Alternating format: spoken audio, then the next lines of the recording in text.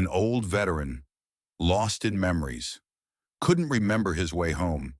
So the bus driver kept driving, hour after hour, gentle as the rain, listening to stories of distant battles, of friends long gone. Each stop, he asked, "Is this the place?" Each time, the veteran shook his head, searching for a memory buried deep, until finally, he remembered. A place with white columns and an ancient oak, waiting in the dawn light. And that's when everything changed. Not just for one night, but for a lifetime. Welcome to Grateful Stories, where tales of compassion and kindness are told. Let's uncover what really happened. The rain had been falling for hours. It slipped down the cracked windows of the city bus in shimmering streaks, catching the glow of the faded street lamps. David Cooper sat behind the wheel, hands loose on the steering wheel, eyes soft as he watched the city outside blur into a hazy watercolor of light and shadow. He was a man who had grown used to the quiet weight of the night. This was his final route of the evening, Route 17, the one that always felt more like a confession than a job. It was a simple city, small enough that everyone seemed to know each other's names, small enough that the rain itself felt like a familiar song. Tonight, the streets were mostly empty, save for the occasional cab that splashed past, headlights flickering like restless ghosts. David liked these hours. No chatter of the rush hour crowd, no bright laughter echoing from the bars. Just the hum of the old engine, the steady sigh of the windshield wipers, and the gentle warmth of the bus's heater on his knees. In the rearview mirror, the seats sat mostly vacant, faded blue upholstery, worn smooth by years of stories. He knew most nights. The last passenger was someone rushing to make it home to a late dinner or a tired child. But tonight, there was no rush. There was only the rain and the promise of one last quiet ride through the sleeping city. As he turned onto Elmwood Avenue, David spotted the figure waiting at the next stop. It was an old man, hunched beneath a battered army jacket, the brim of his hat drooping low to shield his face. He stood in the glow of the flickering streetlight, cane in hand, shoulders hunched against the cold. David pulled the bus to a stop and opened the doors with a soft hiss of air. The old man took his time. He stepped up slowly, the water dripping from the brim of his hat onto the rubber floor. His eyes lifted for a moment, and David saw something there, something distant and yet steady, a kind of quiet determination that seemed to weather even the night. "Evening, sir," David said, voice warm, gentle. "Where to tonight?" The old man paused, blinking like he was trying to remember why he was even there. His voice was low, a little hoarse, but sure. "I'm looking for Evergreen," he said.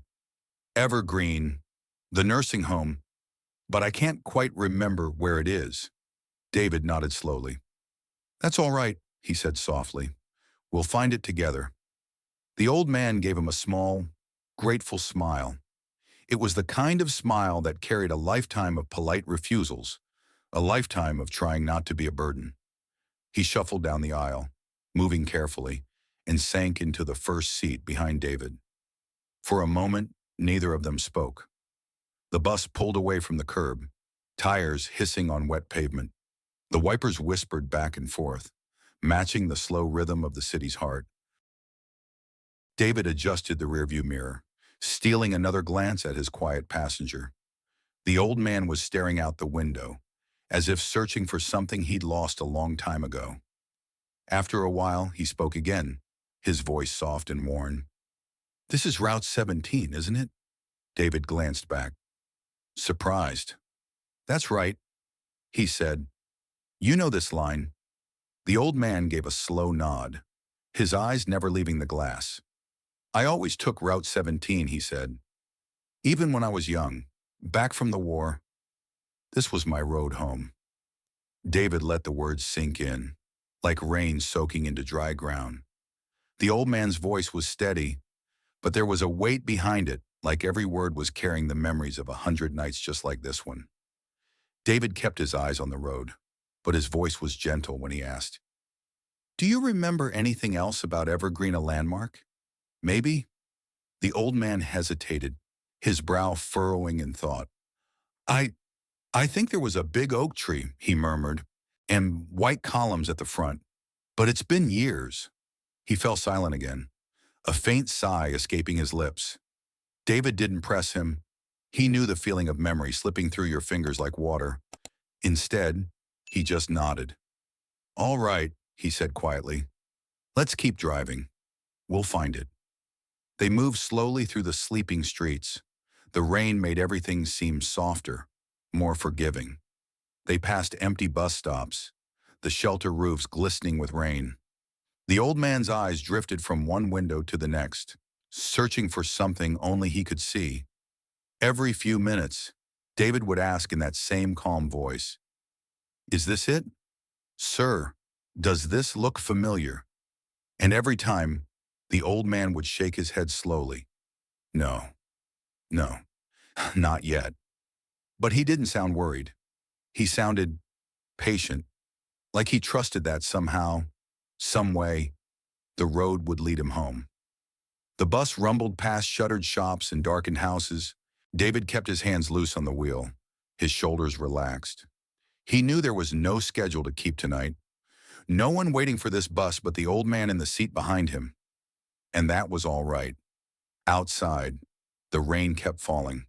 Inside, there was only the low hum of the heater, the slow rise and fall of the old man's breathing. David didn't ask any more questions. He just let the silence stretch between them, soft and steady, like the gentle roll of the bus over the wet roads. In that silence, the old man began to speak again, not about Evergreen, but about the places he'd been. He spoke of battles fought on faraway shores, of friends who never made it back, of the way the ocean looked at dawn, when the world was so quiet you could almost forget the weight of it all. David listened, his eyes on the road, his heart open. He didn't interrupt, didn't offer platitudes or empty comfort. He just listened and let the words of a life lived wash over him. The old man's voice was a soft thread, weaving through the rain and the night. It was a voice that didn't ask to be heard, but deserved it all the same. And David quiet, kind David knew that was all he needed to give. Just a seat on a bus, just a warm cabin in a cold city, and the promise that he would keep driving, as long as it took, as long as the old man needed. And in that simple promise, beneath the quiet hush of the rain, something gentle and profound took root, something that didn't need to be spoken aloud to be real, a promise that the last passenger of the night would never be left behind. The bus rolled on through the rain-slicked streets, its headlights carving slow arcs of light through the darkness. David kept his hands steady on the wheel, his posture relaxed, his expression calm. He glanced in the mirror every few blocks, meeting the old man's gaze, always patient. "Does this look like it?" he asked as they turned down Oak Ridge Lane. The old man would lift his head, peer through the foggy glass, then shake it slowly. "No," he'd say, voice soft but sure. "Not this one, but it's close. I can feel it." David just nodded, easing the bus back onto the main road. He didn't mind the quiet drive or the slow crawl through the sleeping city. There was something about the old man's presence that made him feel like he was exactly where he was meant to be. The rain kept falling, tapping softly against the windshield, a steady, gentle percussion. The old man began to speak again, his voice carrying over the low hum of the heater. He didn't talk about Evergreen anymore. He talked about the war, about the boys he fought beside, the songs they sang to keep the night at bay. David didn't interrupt, didn't glance back too often. He just drove, the streets blurring by in the rain, and let the words wash over him. The old man spoke of fields that burned at dusk and nights so cold you could feel your bones singing with the chill. He spoke of a friend named Walter, who'd always carried a harmonica in his breast pocket. He played it every night, the old man said, his voice steady. Even when the shells fell, he played. Said music was the only way to keep the ghosts away. David could almost hear it, that thin, reedy note rising above the gunfire. He didn't know what to say, so he didn't say anything. Sometimes, Listening was the only kindness you could offer. They stopped at every corner where a white fence or a flickering porch light reminded the old man of something. David would pull the bus to a slow halt, turn in his seat just a little. Here he'd ask, his tone warm, never impatient. The old man would squint into the rain, searching the shadows for a familiar shape. No, he'd murmur, his shoulders sagging. Not yet. And David would smile, ease the bus back into gear, and keep going. They drove past the old post office with its cracked brick walls, past the shuttered hardware store where a single bulb flickered in the window. Each place was like a checkpoint on an invisible map only the old man could see. He kept talking, his stories weaving through the night like a quiet river. He told David about the day the war ended, how the men had danced in the mud, laughing like boys again, how they drank watered-down whiskey and sang songs in languages they didn't even know. David let the images play out in his mind, painting them across the wet streets as they drove. He felt like he was carrying them, to these memories that had survived longer than the men who'd lived them. Every so often, the old man would stop talking and just stare out the window. The rain drummed softly on the roof, and the silence was comfortable. A soft kind of peace that David didn't want to break. When he did speak, it was only to ask the same question. Always gentle. Is this it, sir? And always the same shake of the head. No, not this one. But the old man never seemed discouraged. He just kept looking, eyes bright beneath the brim of his hat, as if he believed that somewhere ahead, the road would bend toward home. David believed it, too. The bus rolled on, past sleeping houses and quiet intersections. Sometimes they passed other cars, but mostly the city belonged to them, two men and the soft glow of the dashboard lights. The old man's voice would trail off into quiet, only to pick up again when they turned another corner. He spoke of a winter so cold that breath froze in midair, of letters that never arrived, of a promise he'd made to his mother before he left. Always come home, he said, almost to himself. Always find your way back. David swallowed, feeling those words settle deep in his chest. He wondered if that was what they were doing now, fulfilling a promise made so long ago. At one point, they pulled over by a small church, its steeple dark against the sky. The old man stared at it for a long time, brow furrowed. It looks like the chapel in Bastogne, he murmured, where we lit candles for the ones we'd lost.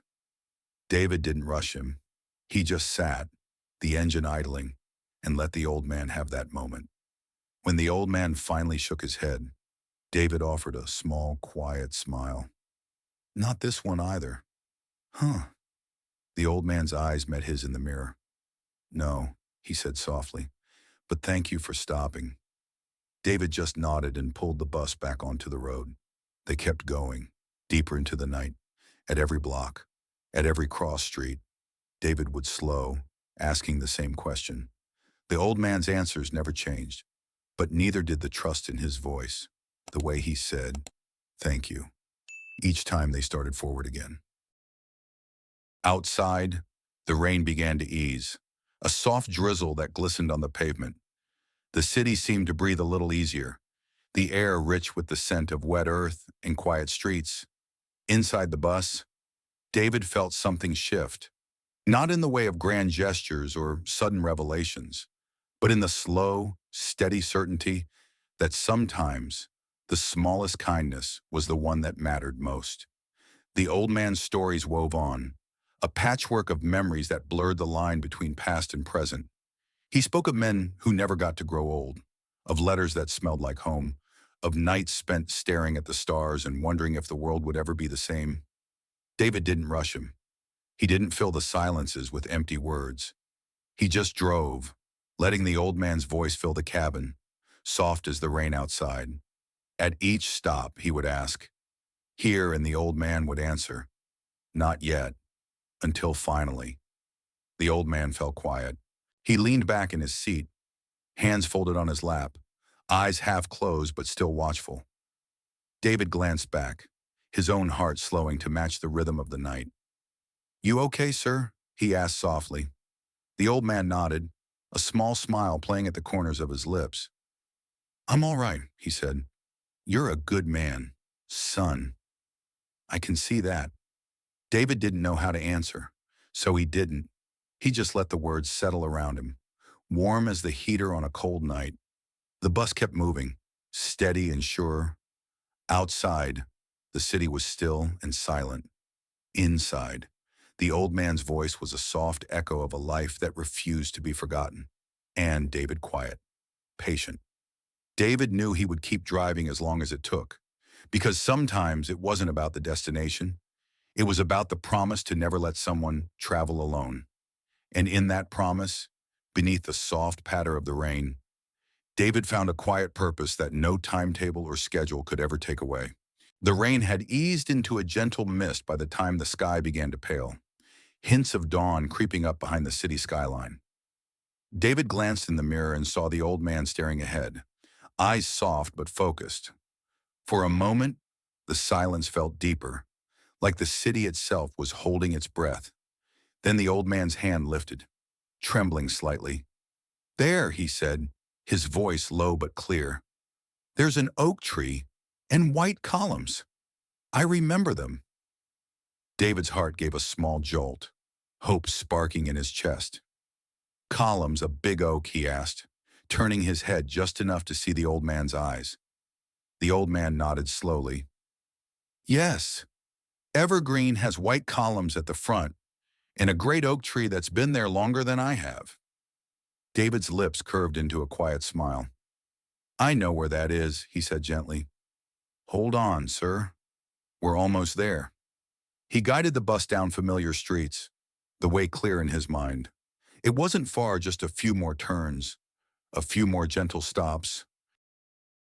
As they drew closer, David slowed the bus, turning onto a narrow road lined with sycamores.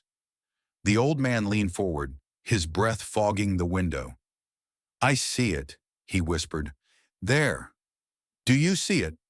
David nodded, his heart steady as he brought the bus to a soft stop. In the soft glow of the morning light, evergreen stood quiet and still. White columns framed the entrance, and the great oak tree spread its branches wide, leaves glistening in the damp air. David put the bus in park and turned to face the old man. Here we are, he said softly. The old man's eyes shone, and for the first time that night, David saw them clear and sharp.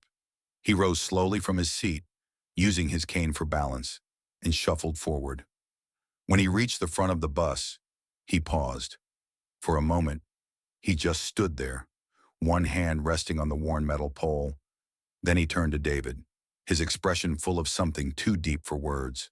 I wouldn't have found it alone, he said, his voice quiet but certain. David shook his head. You would have, sir. You just needed a little help remembering. The old man's hand reached out, fingers wrapping around David's in a grip that was surprisingly strong. I won't forget you, he said. Route 17. David Cooper. I'll remember. David felt a lump form in his throat, but he managed a small smile. I'm glad, sir, he said softly. Take care of yourself. The old man held his gaze for a long moment, then gave a small nod. He stepped off the bus and onto the wet pavement, his cane tapping softly as he made his way to the door of Evergreen. David watched him go, the shape of him framed by the pale light of dawn. The doors of the nursing home opened slowly, and the old man turned back one last time. He lifted his hand in a quiet salute. Nothing grand, just a simple gesture of respect. David lifted his own in return, and for a moment, they stood like that, two men joined by a single, silent promise. Then the old man turned and disappeared into the warmth of the building. David let out a slow breath, feeling the weight of the night settle around him. He sat for a moment longer, listening to the gentle tap of the rain on the roof, the soft hum of the engine beneath him. Then he eased the bus back onto the road, heading home with the faintest hint of sunrise in his rearview mirror. For weeks afterward, David thought of the old man whenever he passed Evergreen. He wondered if he was sitting by the window, watching the rain and remembering old songs. He wondered if he still whispered the number 17 under his breath, the way he had on that long, gentle ride through the city, but he never saw the old man again, not until a year later, when a man in a dark suit stepped onto his bus at the end of a shift. David recognized him as a lawyer-sharp suit, quiet eyes, a briefcase that looked expensive. "David Cooper," the man asked. David nodded slowly. "Yes, that's me." The lawyer gave a small, polite smile. "I represent the estate of Mr. Charles Miles," he said. David felt his breath catch. Charles, the old man from Evergreen. The lawyer nodded. "He passed away a few weeks ago," he said gently. "He left behind a small estate and a very specific bequest for you." David blinked, the weight of those words sinking in. I don't understand," he said softly. The lawyer reached into his briefcase and withdrew a manila envelope. Inside was a letter, written in a shaky but deliberate hand. David unfolded it, his fingers trembling. "David, thank you for driving me home that night. Thank you for listening, for not rushing me, for letting me remember. I didn't have much left to leave behind, but there's one thing I want you to have. My old car, she's not much to look at, but she's been with me longer than most people ever stayed. She's yours now. Take her out once in a while, let her feel the road again, and know that I meant it when I said I'd remember you." David read the words twice, his throat tight. He looked up at the lawyer, who offered a small smile. "It's a 1946 Ford Coupe," he said. "Mr. Miles always called it not worth much, but our appraiser estimates it's worth at least $50,000. David's eyes widened. "50,000, he breathed. The lawyer nodded. "Vintage, fully restored. He kept it in perfect condition all these years." David felt the weight of that, of the car, of the old man's quiet generosity settle around him like the hush of dawn. "I don't know what to say," he murmured. "You don't have to say anything," the lawyer replied. "Mr. Miles said it all." David folded the letter carefully, tucking it back into the envelope. He thought of that night, the rain on the windows, the way the old man's voice had filled the bus like music. He thought of the promise he'd made silent, but real, to never leave anyone behind. And he realized that somehow, in some small way, he had kept it. The lawyer handed him a set of keys, worn smooth by time and memory. "She's parked in a garage not far from here," he said. "Would you like me to show you?" David nodded slowly. "Yes," he said quietly. "I'd like that very much." As he stepped off the bus and followed the lawyer into the morning light, he felt the weight of the old man's final gift settle deep in his chest. A car, a story, a memory that would never fade. And in that simple act of remembrance, David found something he'd been giving to others all along. The quiet knowledge that kindness never goes unnoticed. Not in this world. Not ever. The garage was old, its wooden doors weathered by decades of rain and sun. David stepped inside slowly, the air cool and still. In the dim light, he saw the car waiting for him, a 1946 Ford Coupe, its curved fenders glistening faintly beneath a thin layer of dust. He moved closer, fingertips tracing the smooth lines of the hood. It was beautiful, in the way that old things often are: solid, dependable, carrying the weight of years with quiet pride. He imagined the old man behind the wheel, the rumble of the engine beneath him, the long road stretching out ahead. David let out a breath he hadn't known he was holding. The lawyer watched him with a small smile. "Take your time," he said softly. David nodded. He opened the driver's side door, the hinges creaking gently, and settled into the worn leather seat. It smelled of oil and memories, of a life that had seen both war and peace. His hands rested on the steering wheel, and for a moment, he closed his eyes. He could almost hear the old man's voice in the hush of the garage. Not worth much, he'd said, but David knew better. Some things weren't about the money. They were about the stories they carried, the hands that had held them, the miles they had traveled. He turned the key in the ignition, and the engine rumbled to life, a deep, steady growl that felt like a heartbeat. Outside, the morning light slipped through the cracks in the door, painting the car in soft gold. David smiled, a quiet curve of his lips. This wasn't just a car. It was a promise, a memory, a gift given freely by a man who had lived long enough to know what truly mattered. Over the next few days, word of the old man's bequest spread quietly through the city. At first, it was just a story shared over coffee at the diner, a bus driver who had spent one long night driving a lost veteran home. But the story didn't stop there. The local paper picked it up, printing a small article on the last page. They called it The Final Ride, a story of kindness and patience, of a man who had asked for nothing and yet found himself remembered. Soon, a local veterans group reached out to David. Their leader was a tall man named Frank Weller, his hair silver at the temples, his handshake firm and warm. He came to the bus depot one evening, standing quietly by the curb as David stepped down from his last run of the night. "David Cooper," he asked, his voice low but steady. David nodded, a little surprised. "Yes," he said. Frank extended his hand. "I'm with the Riverside Veterans Association," he said. "We wanted to thank you on behalf of all of us." David felt a flush rise to his cheeks. "I just did what anyone would have done," he said quietly. But Frank shook his head, a small, knowing smile in his eyes. "Not everyone would have done it," he said.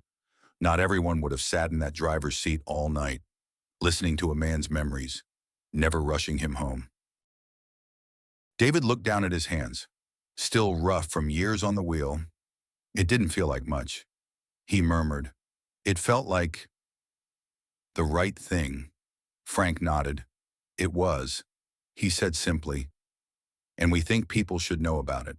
They invited him to a small ceremony at the Veterans Hall the following week. David hesitated at first. He'd never been one for recognition. But when he arrived, he saw that it wasn't about medals or speeches. It was about faces lined and weathered, young and old turning toward him with quiet gratitude. Frank spoke for the group, his voice calm, words measured. He talked about the power of listening, of small kindnesses that echo long after they're given. He talked about how David had given one man a chance to be seen, to be remembered. When Frank finished, he handed David a small plaque, engraved simply with his name and the date of that final ride. David took it with both hands, the weight of it solid and real. He didn't say much, just a quiet thank you, his voice steady. Afterward, he stepped outside into the cool evening air. The city lay quiet around him, lights blinking softly in the distance. He thought of the old man's last words, "I'll remember," and he realized that sometimes remembrance was all a person needed. The local paper ran a second story the next day, this time on the front page. They called it A Quiet Hero, and for a while, David found himself the subject of small-town conversation. People stopped him on the street to shake his hand, to tell him they'd read about the ride. But David never let it change him. He still drove the night route, the same gentle smile on his face, the same patient voice calling out each stop. He didn't seek out the attention. He didn't need it. For him, it had never been about the headlines or the plaque hanging on the wall of the Veterans Hall.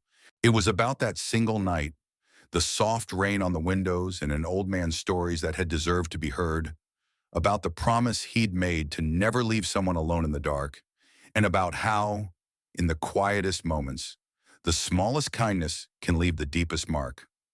The Ford Coupe sat in his driveway, gleaming in the pale morning light. Sometimes, on Sundays, he'd take it out onto the back roads, the engine purring under his hands. It wasn't about showing off. It was about keeping a memory alive, about letting the wheels turn the way they were meant to. Neighbors would wave as he passed, and he'd tip his cap in return. But he never boasted. He never said much at all, because he knew that the story wasn't really his. It belonged to the old man, to the veterans who watched from the windows of Evergreen, to anyone who had ever felt the weight of being forgotten. It was a story of giving without asking, of listening without judgment. And it was a story that would last quiet and steady long after the last page was turned. David Cooper still drove the night bus, still watched the city slide past his window. The rain still a soft song in his ears, but now there was something else in his eyes, a quiet pride, warm and unwavering. Because he knew that sometimes, just by being there, just by offering a seat, a listening ear, a patient smile, you could change everything. He didn't need to be known for it. He didn't need to be thanked. It was enough to know that he had been seen, and that in one long night, he had seen someone else in return. And in that simple act given freely, without fanfare, he had found a kind of grace that no plaque or story could ever take away. In our darkest moments, kindness still finds a way, often in the quietest places. Not everyone who helps wants recognition. Some just need to know that today, someone isn't going hungry. And sometimes, that alone is enough to change a life. You may forget the story, but if no one retells it, history stays silent forever. Subscribe to Grateful Stories, where justice is honored, kindness is remembered, and no act of quiet heroism is ever lost.